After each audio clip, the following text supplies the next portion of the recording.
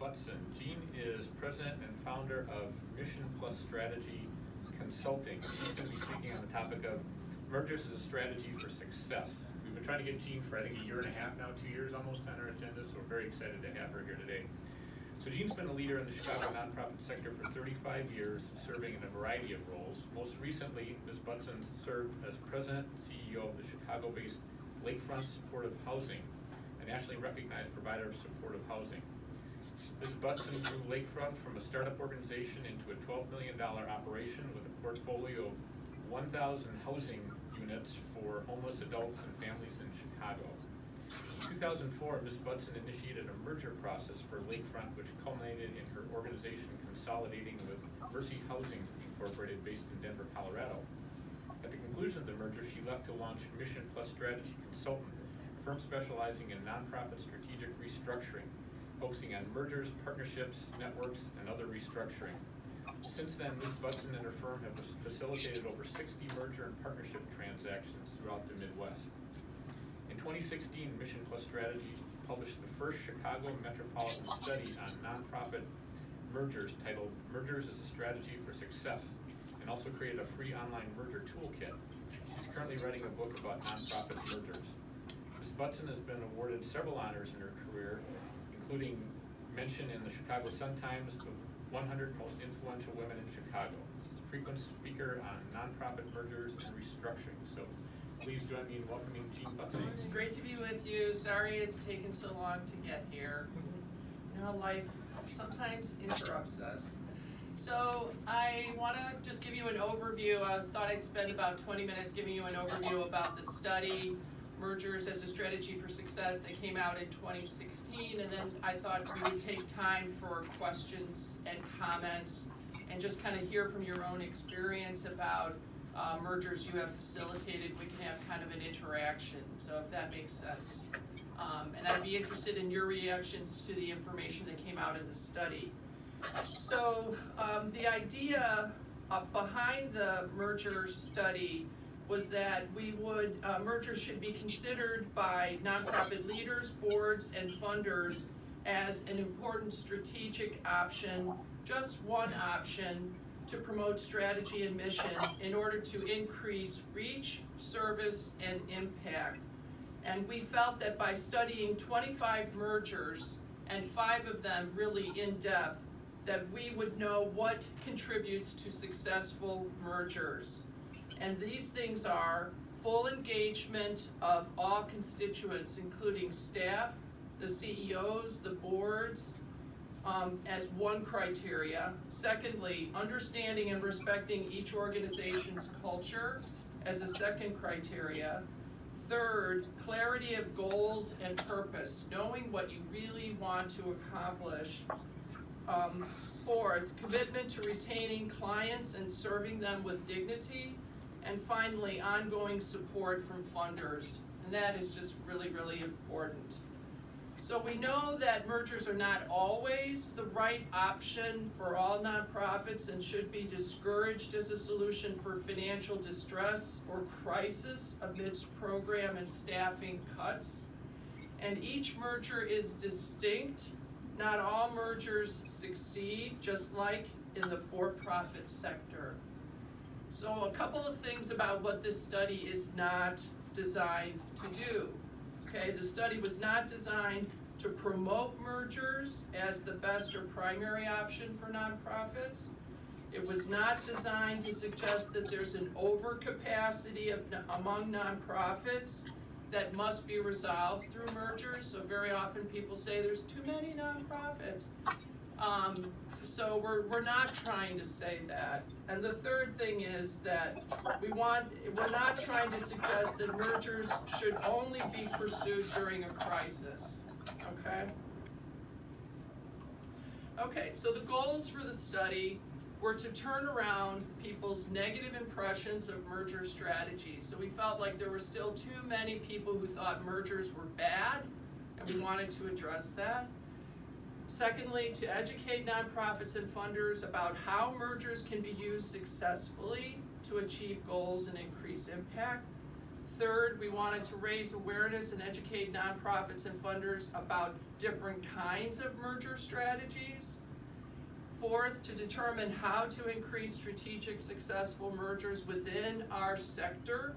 And finally, we wanted to show grantors and grantees how they can work together to bring about mergers with positive outcomes. Now, in terms of our methodology, we decided to analyze 25 nonprofit mergers in the Chicago area occurring between the years 2004 and 2014. And the study, which was completed by the Center for Nonprofit Management at Kellogg, Don Hyder led that study. He had a team of academics who worked with him. Mission Plus Strategy conceived of the study. We raised the funding for the study. In some ways, we created the goals for the study, but Don designed it. Don and his team designed it, and we were the project manager. But Don and his team interviewed over 100 people with key participants, including board members and executive staff from both sides of the study, with these 25 completed mergers. And I'm going to talk a little bit more about the structure of the study in a minute. But we looked at both the acquiring and the acquired organizations. And then he looked at 5 of those more in depth, and those are the case studies that are in the study itself. And he examined 4 case studies where the result was that the participants decided not to complete a merger. And we feel like that makes our study somewhat unique because we looked at mergers that weren't completed.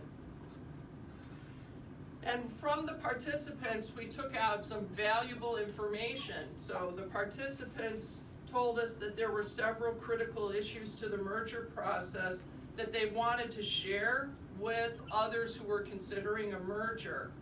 And then we identified solutions to these critical issues, and you see them there. But just to give you an example, board member retention is really one of the critical issues that the participants talk about and that we often see in mergers. And one way of handling this is to, for instance, to talk about having an equal number of board members who are agreed that would come into the consolidated organization, or offering a certain number of seats to the smaller nonprofit on the larger nonprofit board. Those are just a couple of examples. Another really typical critical issue is the naming of a merged organization, and the participants talked about this, the people interviewed talked about this a lot. And so often people can do things like they can create a new name, they can select one of the existing names, but then take the second name and make it the name of a very important program of the consolidated organization. Or if there's a foundation, you can rename the foundation after the name of the organization that isn't going forward as the name of the consolidated organization. So in the study, what we tried to do was to problem solve these critical issues that the participants identified, and they helped us problem solve. So let me say a little bit more about the structure of the study. So in the interviews, we had 2 data sets that were used. So we both identified the mergers from the Illinois Secretary of State's office, which tracks mergers, and we had an advisory committee that was composed of donors and experts in the field, and they generated a list of mergers that they knew that had occurred.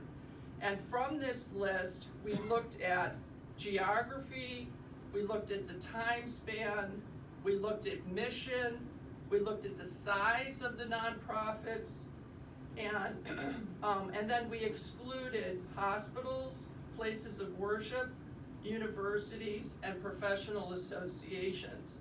And when we did that, we ended up with 60 prospects. We had a total of 60. And then we selected 25 in order to get the most diverse set of of cases to look at. So again, we were trying to get organizations that were small. We didn't go smaller than 250,000, and our largest was 70 million. And we tried to get diversity in terms of mission and geography. So we were looking at the Chicago metropolitan area, 8 specific counties, and we were trying to get a cross-section across the area. So in the interviews, we looked at 3 stages: merger, pre-merger, merger negotiation. Pre-merger, merger negotiation, and post-merger. And then again, we looked at these 4 cases where the organizations did not complete a merger. And then we analyzed survey data generated from the interviews and questionnaire that addressed motivations, challenges, actions, and outcomes, identifying important trends and success factors.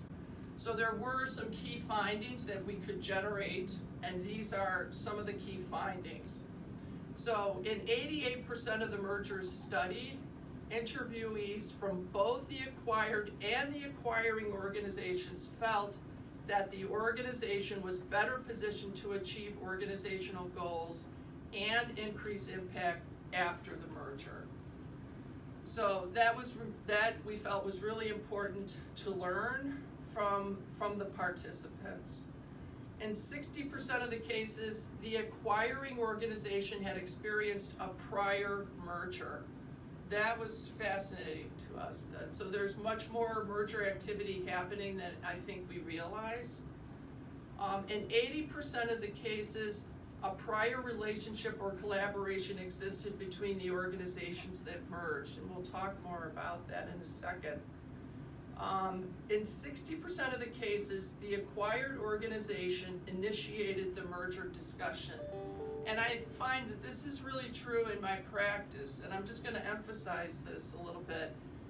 In 60% of the cases, the smaller nonprofit approached the larger nonprofit and said, would you be interested in possibly acquiring us? That's really interesting because I think the stereotype is the opposite. Most of us think it's large nonprofits approaching smaller nonprofits and saying, would you merge into us? But no, what's happening is smaller nonprofits are doing strategic planning, they're analyzing their strengths and weaknesses, and they're saying, you know what, we are not going to be able to grow unless we do X. And the best way to do X is to think about a merger. They're thinking of mergers in a strategic fashion. They're not necessarily in financial crisis. There's not a big problem, but they're trying to do something, like they want to grow geographically, they want to create more of a continuum of services for their clients. They want to achieve something strategically, and they realize they can do that much better with a larger nonprofit. And I personally have lots of examples of that in my own practice. And in 80% of the cases, the merging parties engaged a third-party consultant or facilitator. This is a really common finding, like virtually every study that's out there about nonprofit mergers has the same finding. And in 85% of the cases, the board chair or a board member from one of the organizations emerged as the chief merger advocate. And this is true, we'll talk a little bit about it too. The board chair is so critical to the success of a merger. If the board chair and the CEO are not aligned, you will not have a successful merger. It just won't happen. The boards really follow the leadership, particularly of the board chair.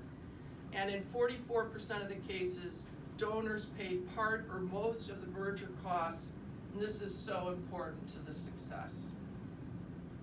Okay, so when we asked the participants what were the keys to your success, they told us 10 things. These were repeated over and over again in our interviews. The first being, trust is the glue that holds together all issues in merger negotiations. And that means that the organizations really have to know each other.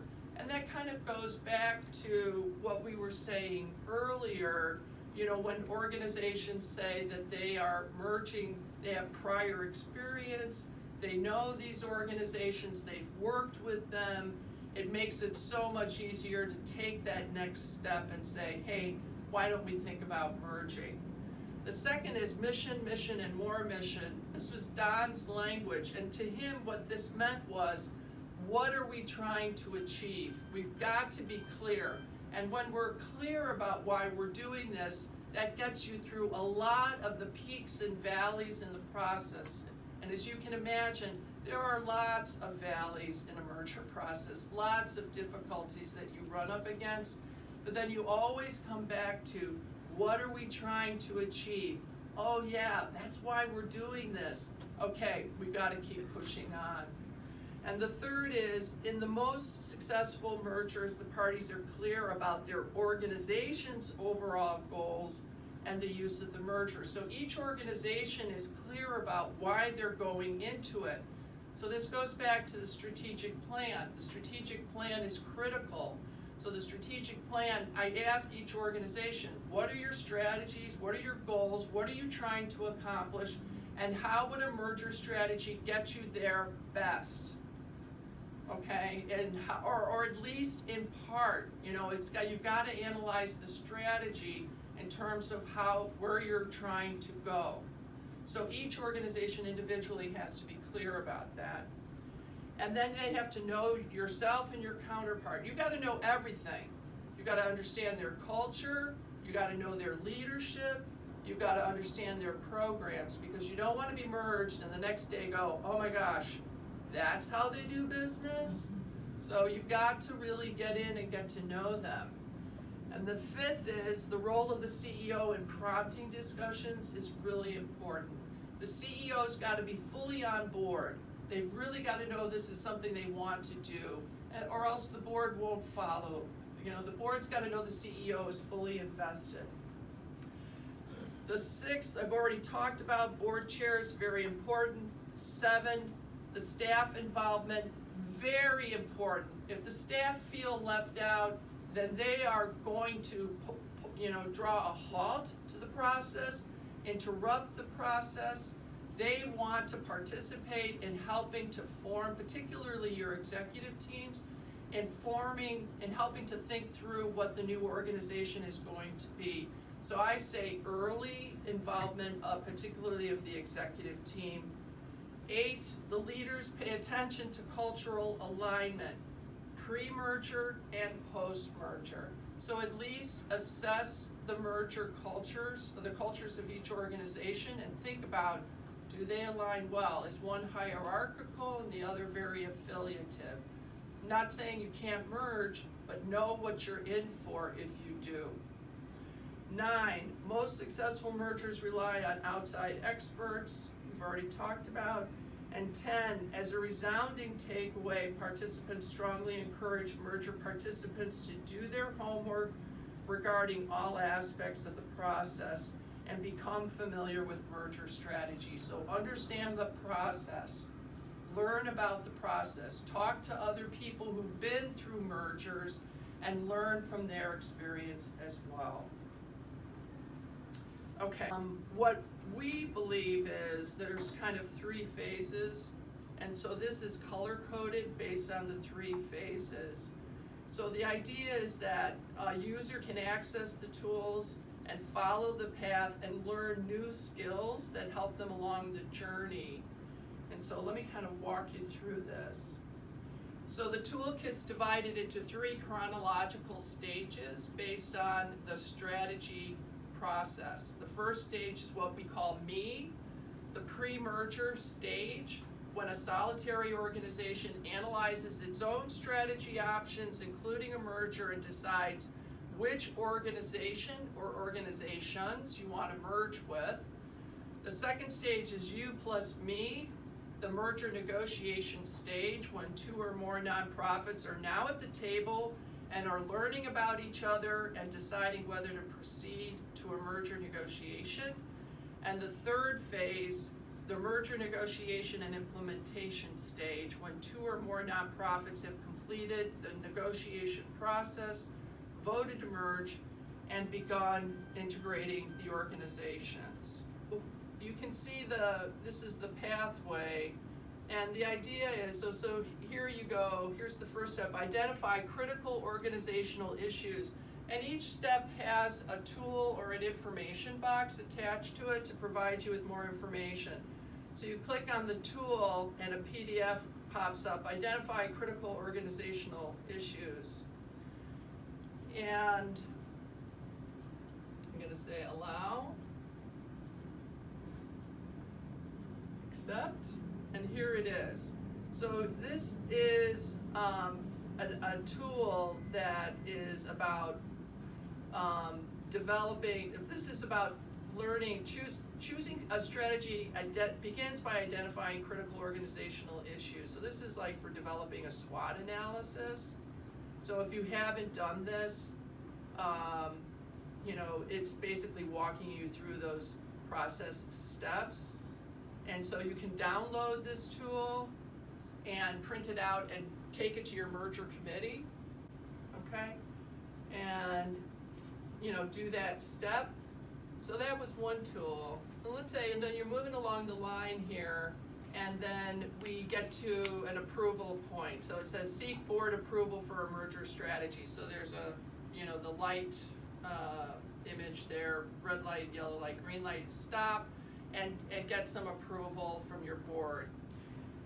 And so there are different things it's telling you to do: approach possible partners, select a merger partner, getting the help you need. This is about getting facilitation and so on. And there's a tool for each of these. This is an information box, approach possible partners, and it's just an information box, and it gives people information. So after you do this, you move into the next phase where it's you and me. And I won't read it all to you, but the idea is that you could actually get all the way down into the decision phase. It walks you all the way through. So there's sample documents. There's about, I think, 18 different documents you can download. And I guess a couple things I would say is that every merger is different. This is based on sort of a typical merger process, but what we tell people is, hey, your merger might be different. You can reorder these steps. Maybe you're gonna come into this process and you already have a partner, so you can skip that first part altogether. You know, feel free to kind of jumble this around based on what your own needs are. That's basically it. So that's the toolkit and the study. So let me stop there, and I just would like to open it up and see if you have any questions. Yeah. I wanted to know, at what point did you, how long after a merger did you study, and did you survey at all people who left the organization, or people who might have a different view of the success of the? Well, they surveyed board members and executive directors. Those were the two people they interviewed. Some of them the executive directors and board members had left, depending on which merger they had done. And they interviewed from both sides of the merger. So it was different in every case, and it was different. So it was 2004 to 2014. So the length of time after they had closed varied in every case. They had done the interviewing in 2015. So some of them had closed in 2014, some of them had closed in 2015.